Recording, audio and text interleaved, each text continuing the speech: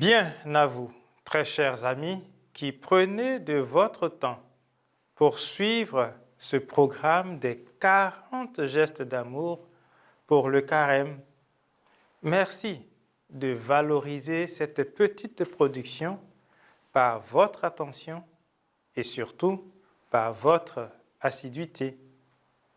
Comme vous et avec vous, nous allons ensemble essayer de valoriser les petites choses qui nous entourent.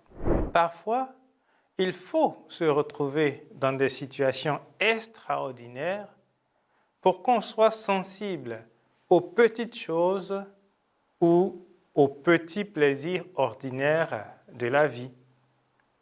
Il vous est peut-être arrivé de vivre un événement, prévu ou non, qui a permis de mettre davantage l'existence en perspective.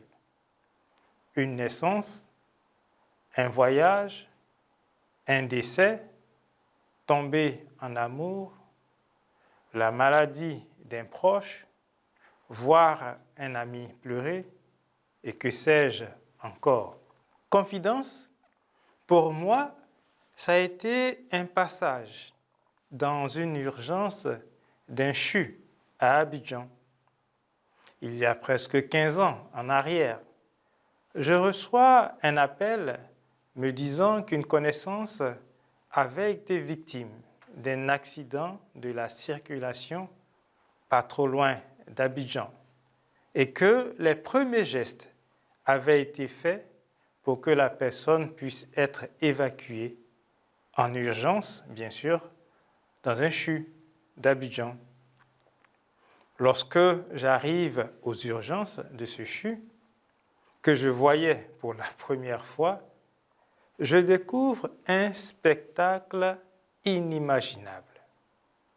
Les blessés de ce même accident, couchés à même le sol, certains se vidant presque de leur sang, sans aucune assistance d'urgence.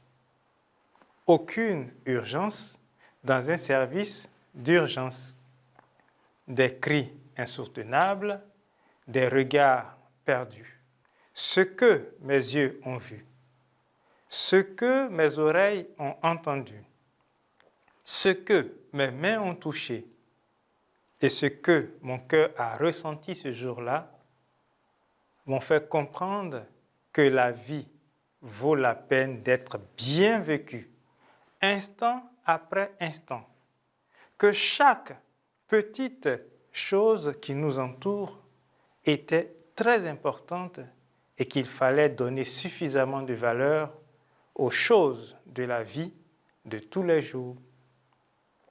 D'ailleurs, nous sommes plus confrontés aux petites choses de la vie dans une journée qu'à de grandes envolées spectaculaires.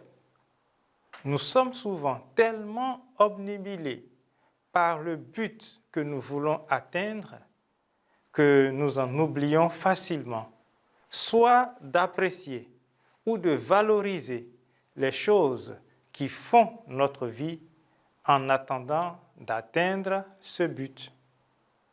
Notre but peut être d'avoir un meilleur travail. Ce peut être de réaliser un projet. Mais, obnubilés par le but, nous risquons d'avoir l'impression que tant que nous n'en sommes pas là, nous n'avons pas réussi grand-chose. Cette attitude qui devient facilement la nôtre à chacun, si nous ne veillons pas, engendre très rapidement une déception continuelle et peut amener à la dépression. Nous ne sommes jamais contents avec ce que l'on a, car notre esprit est trop pris par ce que l'on voudrait avoir. Bref, on se retrouve à oublier ce que l'on a, trop déçu par ce que l'on n'a pas encore. Attention, car si on n'atteint jamais le but, on se retrouvera à n'avoir ni profité de ce que l'on n'a pas eu, ni de ce que l'on avait. C'est la raison pour laquelle il nous faut changer nous-mêmes notre manière de penser, d'agir et d'être. Il nous faut également apprendre aux enfants à valoriser des choses simples qui peuvent aussi les rendre très heureux sans avoir à recourir à des choses matérielles. Aujourd'hui, les enfants sont habitués à recevoir de nombreux cadeaux qui semblent les rendre heureux, mais ce bonheur est très éphémère. Très vite, après les avoir reçus, ils en désirent de nouveau et cessent d'aimer ceux qu'ils avaient. Beaucoup de choses qui nous entourent ne sont pas des choses matérielles. Elles peuvent toutefois rendre très heureux et il convient de les valoriser. Prenons l'exemple de l'extérieur de la maison. Aller rendre visite, profiter d'un lever de soleil, passer du temps à la plage, aller au jardin ou dans un environnement propice et jouer avec d'autres personnes. Au niveau personnel ou individuel, faire un puzzle ou un casse-tête, danser, dessiner, peindre, lire, préparer, écouter ses chansons préférées, regarder ses films préférés.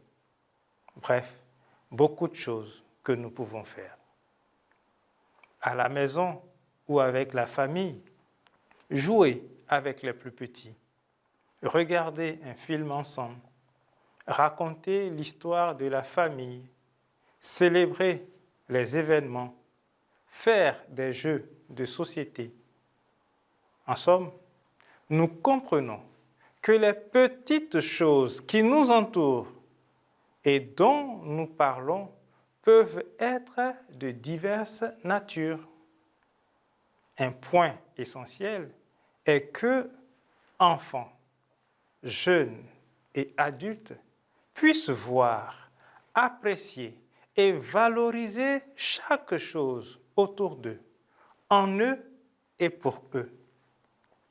Avec ces petites choses, nous apprenons à être reconnaissants, moins matérialistes, plus simples, plus généreux, moins égoïstes et plus compatissants.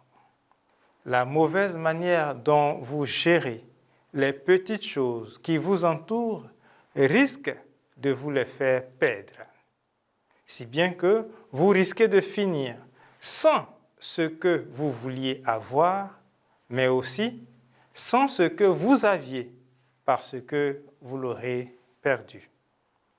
De même qu'un verset biblique dit que sert-il à l'homme de gagner le monde s'il perd son âme, de même, nous pouvons poser cette question. Que sert-il à l'homme de chercher de grandes choses quand il ne peut pas valoriser les petites choses qui l'entourent? En Côte d'Ivoire, on dit « c'est le petit qui devient grand ». Et n'oublions pas cet autre verset biblique qui dit que celui qui a été fidèle dans de petites choses recevra la gérance de plus grandes.